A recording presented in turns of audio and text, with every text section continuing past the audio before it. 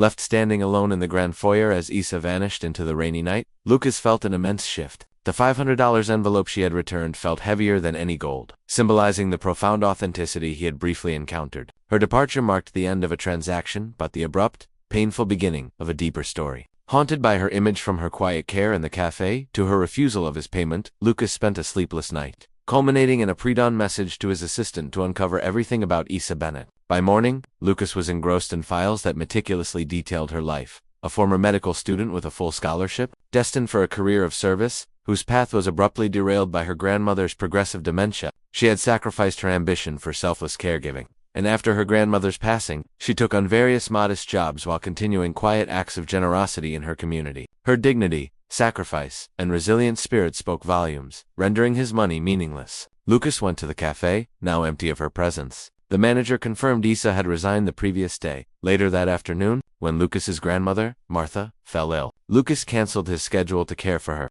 only to discover a small cup of ginger tea and a neatly folded scarf by her bedside items he had not provided. A week Martha confirmed someone had left them the night before. Lucas immediately realized it must have been Issa, checking on them in secret. Driven by this quiet act of devotion, Lucas began searching the medical community where Issa had once studied. An intern nurse provided him with an address where Issa was volunteering, a modest elder care center. He found her there at twilight, moving through the halls with calm purpose, helping an elderly man and comforting a tearful woman, her simple dress and lack of makeup only emphasizing the pure, unwavering kindness of her actions. Watching her from the shadows, Lucas felt his chest tighten, realizing that her quick-thinking bravery at the party and her quiet care for Martha were not parts she played. They were the essence of who she was. "I see you, Issa," he whispered to himself, realizing he wanted her in his life not as a temporary role, but as a permanent, real presence.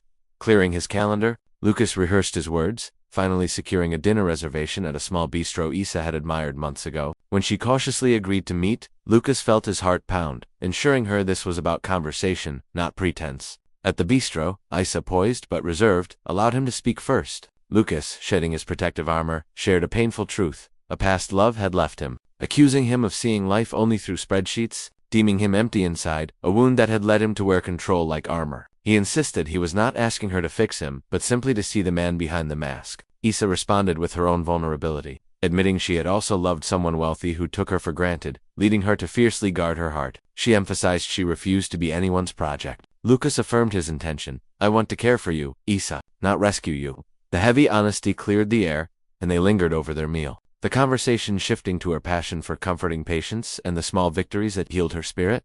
The evening ended with a gentle walk and the light rain to her apartment. Lucas holding the umbrella. At her door, he held her gaze, voice low and earnest, proposing a new beginning. "Last time you pretended to be my girlfriend. Tonight, I hope to be your friend. Truly." Issa's eyes shimmered, and she offered a small, hopeful smile. "Thank you." Lucas, I would like that. The connection was forged in honesty and mutual respect. However, their nascent relationship was soon rocked by scandal. An anonymous, jealous family member circulated a malicious blog post, twisting the story of their cafe meeting and falsely accusing Issa of being a professional date for hire, complete with a blurred photo. The story spread rapidly through the Thorn network, landing on Lucas's desk repeatedly. Issa, too, saw the article. The public exposure was a painful assault on her quiet dignity. She called Lucas, her voice heavy, insisting she could not be the reason his family fell into scandal. Lucas's reply was definitive. "I don't want a world you're not in." The next morning, Lucas confronted his board. Standing at the head of the table, he acknowledged the article but dismantled its claims. Issa was not hired, and she had returned the money. He then redefined his legacy not by pedigree, but by integrity, stating, "She made my grandmother laugh. She brought joy. And for once, someone didn't want anything from me, except maybe honesty." He issued a clear ultimatum. "If you want a CEO who chooses based on pedigree, find someone else. I choose the woman who made my grandmother smile." The silence that followed was his victory. Later that day, Lucas transformed his townhouse garden into a simple gathering place with fairy lights, pastries, and a grill, welcoming Martha and a few neighborhood children, including the little girl Issa had saved. When Issa arrived, she paused, seeing Lucas apron-clad and laughing. Amidst the chaos and joy, he simply handed her a plate, and she joined him at the grill. Their connection now needed no explanation. The scandal faded into irrelevance beside the simple reality of their shared warmth. A year later, their partnership culminated in the opening of the Martha Foundation, a community center they had quietly built together, combining Lucas's resources with Issa's vision to create a space for children, families, and elders. At the dedication, with a slightly older but sparkling-eyed Martha cutting the ribbon, Lucas sought out Issa, ignoring the photographers. He reached into his pocket and, without grand display, pulled out a small velvet box. This is where I found you and where I found myself again. I don't need a perfect life. I just need one with you in it.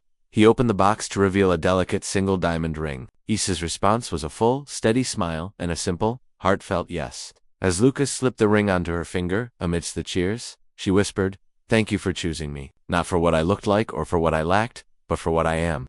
Lucas kissed her temple, clarifying, "I didn't choose you for what you are. I chose you for who you are." Their new family, built on love and heart, celebrated around them. The $500 question long forgotten, replaced by a genuine, enduring reality. The drive ended as the black car turned onto the private driveway of the Thorne estate. A breathtaking vision of white stone, sprawling gardens, and soft, welcoming lights, a world Issa had previously only encountered in films. Taking a steadying breath, she prepared herself, brushing aside Lucas's last-minute offer to abandon the charade. Her resolve was firm. "It is just one evening, and I did promise I'd try to make your grandmother smile." With a look that lingered a beat too long, Lucas opened her door. Stepping out of the car and out of his usual sphere of complete control, the estate was a hive of activity, music and the murmur of conversation spilling from the open veranda. Inside, the grand arched entrance led to a lavish hall adorned with warm lights and fresh lilies, filled with impeccably dressed guests. Issa, though clutching her small bag, moved through the opulence with quiet composure, her face reflecting grace rather than apprehension. Lucas offered his arm, reminding her to smile. She responded with a playful smirk. This is the easy part. Their first challenge was Martha Thorne, Lucas's grandmother. A woman of commanding posture with elegant silver-gray hair, Martha's sharp eyes found Lucas immediately, then settled on Issa as they approached. Issa initiated the greeting with confidence, extending her hand. "Happy birthday, Mrs. Thornham Issa." There was a deliberate, prolonged pause before Martha returned the handshake with unexpected warmth. "Thank you, dear. And please call me Martha." In that brief moment, Issa sensed the older woman's sharp intuition had seen through the surface of their arrangement, yet Martha offered only a genuine smile. The pleasant exchange was quickly interrupted by Sylvia Thorne, Lucas's mother, a tall and well-dressed woman whose cool tone betrayed her disapproval. After Lucas greeted his mother, Sylvia's gaze assessed Issa. "So, this is the young woman you've been keeping from us." Issa responded to the veiled criticism with polite ease. When pressed about her profession, Issa remained unfazed, calmly stating she was currently working at a café, having studied nursing prior. Sylvia's arched brow dismissed her with a single, skeptical word. "Interesting. That's quite a pivot." Issa simply nodded, asserting, "Life has its detours." Lucas tensed, ready to intervene, but Issa's gentle touch on his arm and quiet assurance, "It's okay. Let's just enjoy the party," diffused the situation. As the evening unfolded, Issa proved to be a masterful co-star, navigating the crowd with effortless grace. She spoke naturally with guests, smiled warmly at the children, and most importantly, listened intently to Martha's stories, seemingly belonging without pretending to. Lucas watched her from a distance, his customary guarded facade beginning to fracture. He caught a fleeting, genuine smile when Issa leaned in to whisper something to Martha that made the older woman erupt in laughter. Then, the event that shattered the pretense occurred. A young child darted into the path of a catering staff member carrying a tray with a large pot of hot water. The pot tipped, heading directly for the little girl. Issa's nursing instincts took over instantly. She moved with preternatural speed, using her body to shield the child while catching the edge of the wobbling tray. The majority of the scalding water missed, hitting the carpet, but a small amount splashed onto the girl's leg. Issa knelt immediately, calming the crying child, quickly improvising a cold compress with a linen napkin dipped in a nearby water pitcher. "It's okay, sweetheart. Just a little sting," she whispered. The hall fell silent. Lucas rushed toward them, his heart in his throat. Issa looked up, her eyes calm, assuring him, "She's fine. No serious burn, but she'll need some ice and maybe a bandage." The parents rushed in, profusely thanking Issa. As she stood, her dress slightly damp, Martha approached. Without a word, the matriarch took Issa's hand, squeezing it firmly. "That was quick thinking and brave," she stated, her voice quiet but clear. The atmosphere in the room shifted. Respect now mingled with curiosity in the eyes of the guests. Lucas watched, rooted to the spot. As Issa resumed her interaction with the child, crouching low, her hair falling loose, he realized she wasn't playing a role. This genuine, selfless act was simply who she was. And that authenticity was unforgettable. As the party wound down, Lucas was drawn aside by Martha. She led him to a quiet room, the dim light casting long shadows. "Lucas," she began, her voice demanding honesty. "Tell me honestly, do you like her?" Cornered, Lucas struggled with a reply. "It is complicated, Grandma." Martha pressed. "I saw how she acted tonight. You looked at her differently. Don't lie to me," he finally conceded. "She is kind." Bravity added the caveat of his own fear, "but I don't know if that's enough." Martha's response was a simple, profound truth. Sometimes the kindest hearts are what matters most. I see in her something real you haven't let yourself want. He left the room, Martha's eyes holding a small, knowing sadness in the foyer. The music was quiet, the crowd sparse. Isa was ready to leave. Lucas approached, but before he could speak, she extended a small envelope containing the 5 crisp $100 bills. I am returning your money, she said softly, a tremor in her voice. I truly enjoyed playing your girlfriend, but I won't sell my emotions, she insisted. I did this because you asked. I wanted to make someone you love smile, but if this was just a role, I cannot stay as that. Her eyes glistened with unshed tears. Lucas stood frozen, unable to reach for the money or articulate the complex emotions churning inside him. He watched, powerless, as Isa turned and walked across the lobby. Through the glass doors, he saw her step out into the light rain, where she was briefly joined by the little girl she had saved, shielding her with an umbrella. The sight of her simple, selfless act, even after the pretense was over, tightened his chest. He wanted to run to her, to call her back, to apologize, and to ask her to stain it as a paid role, but as something real. But the words died in his throat, and he remained inside, watching her walk away into the night. The quiet stillness of a Brooklyn café, a small haven tucked between a flower shop and a dry cleaner, served as the unlikely setting for an unusual proposition. Inside, Lucas Thorne, the 33-year-old CEO of Thorne & Maddox Holdings, found himself at a crossroads fueled by a family mandate. His grandmother's approaching 75th birthday had ignited a barrage of persistent messages from his family group chat, demanding that he arrive with a date and threatening him with a super-polished Stanford MBA alternative should he fail. The pressure to present a perfect, settled life at family gatherings was suffocating, forcing him to consider an entirely irrational plan. His gaze fell upon a young woman working at the cafe. She was named Isa, and her simple act of sincere kindness, guiding an elderly, frail customer, Mrs. Delaney, through the door, tucking a blanket around her, and serving her tea with a gentle, unforced smile caught his attention. Her genuine warmth stood in stark contrast to the transactional nature of his own high-stakes world, offering a sudden, desperate solution to his immediate problem. Approaching the counter, Lucas set down 5 crisp $100 bills and looked directly into her eyes. Laying out his proposal without preamble, he needed a temporary girlfriend for one day, tomorrow, for his grandmother's birthday dinner. He promised a simple exchange. He would pick her up, introduce her to his family, and bring her home, nothing more. Isa was understandably shocked, mistaking the bizarre offer for a prank. Lucas, however, was deadly serious, driven by exhaustion and a lack of better options. He assured her there were no cameras or jokes, just a need for a smiling presence by his side for a few hours. When Isa, a woman with quiet, unassuming resilience, questioned why she would possibly agree, Lucas offered a surprisingly honest reason.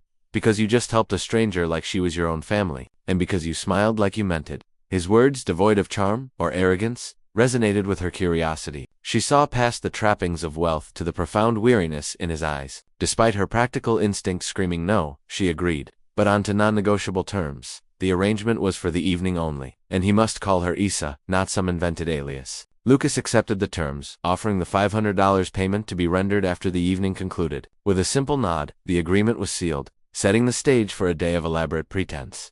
The following afternoon, a sleek black town car arrived at Isa's modest apartment building. Inside, Lucas had thoughtfully provided 2 designer garment bags containing an elegant navy dress and a flowing, understated off-white gown, along with an envelope instructing her to choose the one that made her feel most confident. However, when Lucas stepped into the car, dressed in a sharp charcoal suit, he noted immediately that she had rejected both designer options. Isa wore a simple, pale sage green sleeveless dress, likely from a vintage boutique, paired with modest heels and her hair in a soft bun. When she challenged his questioning gaze with the air of someone who valued her self-respect over a borrowed wardrobe, he offered a small huff of amusement, conceding that she looked exactly as she should. As they settled in, with the city blurring past the windows, Isa broke the silence, dryly asking, "What is my name tonight?" Lucas, caught off guard by her preparedness, admitted he hadn't considered a backstory. Isa suggested they drop the charade of an art gallery owner from Milan, or a college sweetheart, and simply present her as Isa, trusting in her ability to be authentic. Lucas, after a moment's hesitation, agreed. The conversation naturally drifted to the reason for his elaborate deception. Isa gently probed, asking why he wouldn't simply bring someone he genuinely cared about. Lucas's response was clipped and definitive. "Because I did that once. It did not end well. My family remembers, so now, I keep things simple." He was guarding a past hurt, opting for a clean, transactional arrangement over the risk of emotional complexity. Turning the inquiry back on her, Lucas asked about Isa's life before the cafe. She revealed that she was a former nursing student, at the top of her class with a full scholarship, forced to leave school to care for her grandmother who had been diagnosed with early-onset dementia. Her grandmother had passed away the year before. Lucas, watching her reaction, offered a sincere, quiet apology. Isa accepted it with a small smile, devoid of self-pity, simply stating, "It is life, but I am okay." Her quiet resilience and lack of bitterness made a deep impression on Lucas. He admitted, "You are not what I expected," leaving her to wonder whether that was a good or bad assessment, a question he was not yet ready to answer. Their journey continued, two strangers heading into a family event, bound by a contract of convenience, unaware of the quiet personal histories and unexpected mutual respect forming between them in the back seat of a sleek black car. The simple agreement of $500 for a night of borrowed affection carried the potential for far greater and more complicated consequences. The streets widened, the urban landscape yielding to the sprawling estate homes, marking the imminent arrival at Lucas's family home and the beginning of their shared performance. The simple arrangement held a delicate tension, a silent promise of discretion overlaying the profound intimacy of the secrets they had begun to share. Isa's calm strength was a foreign quality to Lucas, a man accustomed to the calculated moves of the boardroom. Her decision to wear her own simple dress instead of the expensive garments he provided was a subtle, yet powerful, statement of her character. She was present, but not purchased. This distinction, along with her quiet acceptance of life's hardships, made her an enigma to him, disrupting his expectation of a purely mercenary transaction. She was a woman who faced adversity not with anger, but with an enduring, quiet grace. Lucas, in turn, had revealed a vulnerability he typically concealed beneath layers of professional armor. The pain of a past relationship that had ended poorly enough to become a permanent family anecdote, necessitating the current elaborate deceit. For him, keeping things simple was a defense mechanism against further scrutiny and pain. As they approached the grand estate, the stakes felt suddenly higher than a mere $500 transaction. They were not just playing roles. They were sharing a space of mutual honesty in an environment built on appearances. The journey had unexpectedly blurred the lines between the simple contract and the complicated reality of two lives intersecting. What began as a desperate business deal had quickly evolved into a quiet, understated connection between a lonely CEO seeking respite and a resilient young woman who offered genuine kindness. The question of what could go wrong seemed to have an increasingly complex answer.